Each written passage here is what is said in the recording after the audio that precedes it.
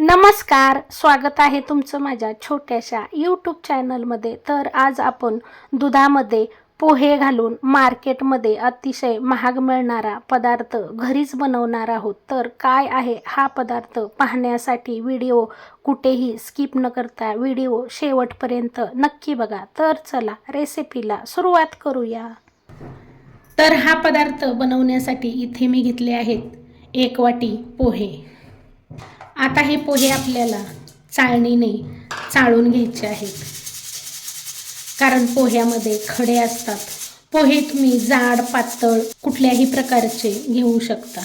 आता हे चाळलेले पोहे इथं मी गॅसवर कढई गरम करून घेतली आहे आणि आता या कढईमध्ये हे पोहे घालून आपल्याला हे पोहे छान असे भाजून घ्यायचे आहेत. जोपर्यंत पोहे कुरकुरीत होत नाहीत तोपर्यंत पोहे भाजून घ्यायचे आहेत. तर इथे मी हे पोहे छान असे कुरकुरीत होईपर्यंत भाजून घेतले आहेत. आता हे पोहे एका प्लेटवर काढून घ्यायचेत आणि हे पोहे थंड करायचेत. त्यानंतर इथे मी घेतला आहे 1 वाटी बारीक चिरलेला गूळ. ज्या वाटीने पोहे घेतले होते त्याच वाटीने 1 वाटी गूळ घेतला आहे. आता असं एक खोलगट भांडं घ्यायचं आहे आणि त्यामध्ये हा गूळ घालून घ्यायचा आहे. तुम्ही हा पदार्थ गुळाऐवजी साखरेपासून बनवला तरी चालेल, पण गुळाचा हा पदार्थ खायला टेस्टी लागतो. आता मी इथे अर्धी वाटी पाणी घेतलं आहे आणि हा गूळ आपल्याला पूर्णपणे विरघळवून घ्यायचा आहे, किंवा तुम्ही थोडा वेळ पाण्यामध्ये हा गूळ असाच ठेवून द्या, म्हणजे थोड्या वेळाने व्यवस्थित विरघळला जाईल. तर इथे आपले पोहे थंड झाले आहेत. आता आपण हे पोहे मिक्सरच्या भांड्यात घालून घेऊया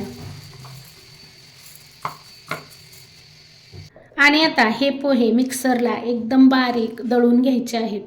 अशा पद्धतीने हे पोहे मिक्सरला एकदम बारीक दळून घेतले आहेत.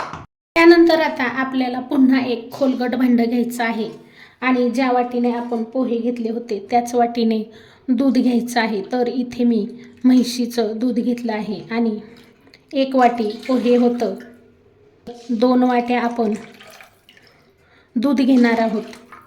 नंतर आता हे जे आपले बारीक केलेले पोहे आहेत ते या दुधामध्ये घालून घ्यायचे आहेत आणि याला व्यवस्थित मिक्स करून घ्यायचं आहे. दूध घेताना म्हैशीचंच दूध घ्यायचं आहे, कारण म्हैशीचं दूध घट्ट असतं आणि आपण जो आज हा भरपूर महाग पदार्थ बनवत आहोत ना, तो म्हैशीच्या दुधात बनवलेला पदार्थ खायला सुद्धा छान लागतो. तर बघा, हे छान मिक्स करून झालं आहे. याच्यात गुठळ्या राहता कामा नये.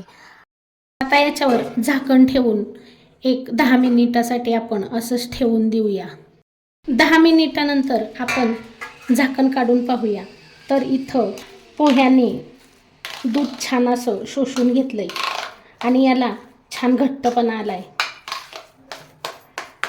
आता हे आपण साईडला ठेवूया आणि बघा, इथे आपण गूळ पाण्यामध्ये विरघळायला ठेवला होता. असा पाण्यामध्ये गूळ विरघळायला ठेवला की गूळ पटकन विरघळला जातो. आता हा गूळ पूर्ण विरघळवून घ्यायचा आहे. ही आपल्याला पूर्वतयारी करून घ्यायची आहे. तर बघा, इथं हा गूळ छान असा व्यवस्थित विरघळवून घेतला आहे. आता इथं मी ज्या कढईत पोहे भाजून घेतले होते त्याच कढईमध्ये 1 चमचा साजूक तूप घालणार आहे. त्यानंतर आता आपलं हे जे दूध आणि पोह्याचं मिश्रण आहे, हे सर्व मिश्रण या तुपामध्ये घालून घ्यायचं आहे. स्टेपला तुम्ही गॅसची फ्लेम स्लो करून ठेवा. त्यानंतर आता इथे मी घेतलं आहे अर्धी वाटी डेसिकेटेड कोकोनट किस. तुमच्याकडे जर डेसिकेटेड कोकोनट किस नसेल तर तुम्ही सुकं खोबरं किसून घेऊ शकता. आता आपल्याला सुरुवातीला मंद गॅसवर हे मिश्रण छान असं या साजूक तुपामध्ये परतून घ्यायचं आहे. पण लक्षात ठेवा, हे मिश्रण सतत एकसारखं हलवत राहायचं आहे, नाहीतर कढईच्या बुडाला लागू शकतं. 1-2 मिनिट हे मिश्रण आपल्याला साजूक तुपावर परतून घ्यायचं आहे. 2 मिनिट हे मिश्रण साजूक तुपावर परतून झालं की आपण जे हे गुळाचं पाणी करून ठेवलं आहे, हे गुळाचं पाणी आपल्याला गाळून घालायचं आहे, कारण गुळामध्ये बघा खडे असतात, कचरा असतो, तो या गाळणीमध्ये तसाच राहावा यासाठी गाळून घालायचं आहे. आणि आता या गुळाच्या पाण्यामध्ये हे मिश्रण असं मिक्स करायचं आहे आणि स्लो गॅसवर आपल्याला हे छान असं घट्ट होईपर्यंत परतून घ्यायचं आहे.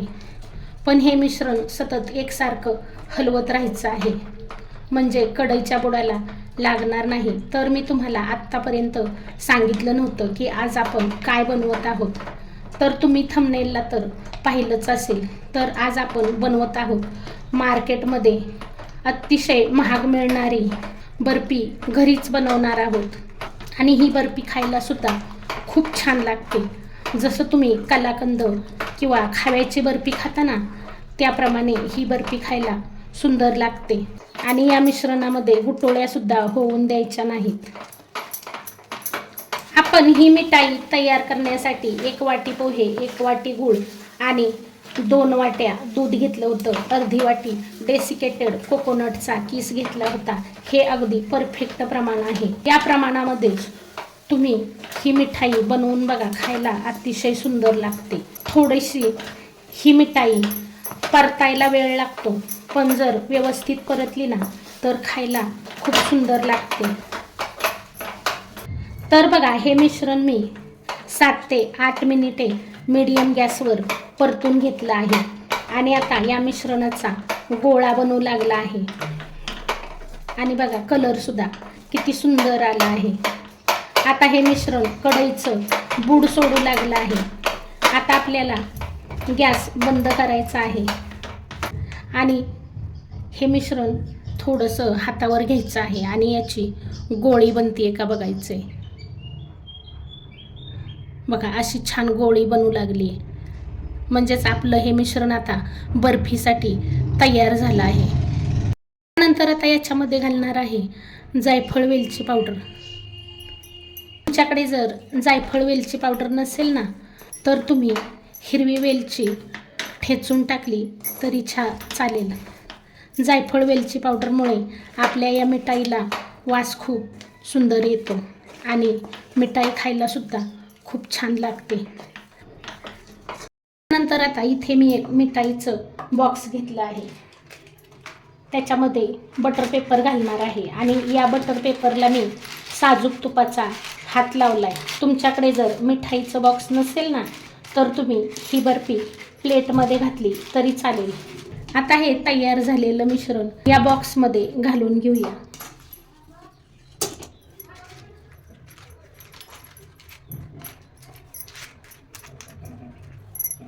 आणि याला एकसारखं करून घेऊया. तर बघा, बनवायला किती सोपी आहे ही मिठाई. बनवणार ना मग अशी मिठाई? मी म्हणते बनवून तुम्ही एकदा ही मिठाई नक्की बनवून बघा, खायला अतिशय सुंदर लागते. माझ्या घरात तर सर्वांना आवडते. मी माझ्या माहेरी एकदा ही मिठाई बनवून नेली होती, सर्वांना खूप आवडली. आपण कलाकंद खातो ना, तशीच ही मिठाई लागते. केलेलं मिश्रण मी या प्लेटमध्ये काढून घेतले आणि प्लेटच्या बुडाला साजूक तुपाचा हात लावलाय. हे मिश्रण गरम असतानाच आपल्याला थापून घ्यायचं आहे बरं का. थंड झालं तर मग ही बर्फी सेट होत नाही. बघा, काय सुंदर दिसते हो ही बर्फी. झाली ना तुमची सुद्धा खायची इच्छा. पण आता ही बर्फी आपण सेट करण्यासाठी ठेवून देणार आहोत.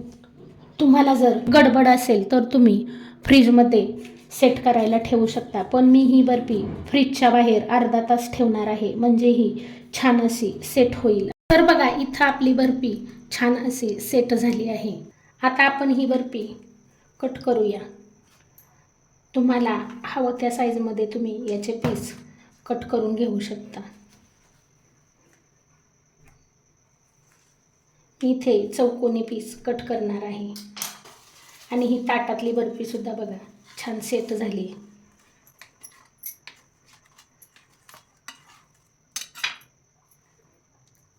माझ्या बर्फी कट करण्यावरूनच तुम्हाला अंदाज आला असेल की आपली बर्फी किती छान मऊसूद तयार झाली आहे.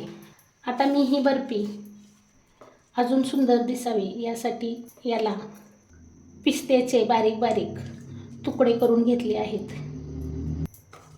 बघा काय सुंदर दिसते आपली बर्फी पिस्त्याचे काप घातल्यावर. दिसते ना एकदम विकतच्या सारखी. जेवढी दिसायला सुंदर दिसते ना तेवढीच खायला पण खूप छान लागते. तर मग बघणार ना तुम्ही अशी माझ्यासारखी बर्फी बनवून. आहे ना एकदम बनवायला सोपी. जेवढी सोपी आहे तेवढीच खायला सुद्धा खूप सुंदर लागते. बघा आपला कलाकंद असतो ना तशी ही बर्फी दिसते आणि खायला सुद्धा कलाकंदसारखीच लागते. तर मग कशाला बाहेरून मार्केटमधून जास्त महाग मिठाई आणायची आणि खायची. अशी छान घरी बनवलेली मिठाई एकदा नक्की बनवून बघा. बघा किती मौसूद, अगदी तोंडात टाकताच विरघळणारी आपली बर्फी तयार झाली आहे. तर तुम्हाला माझी आजची रेसिपी कशी वाटली कमेंट करून सांगायला विसरू नका.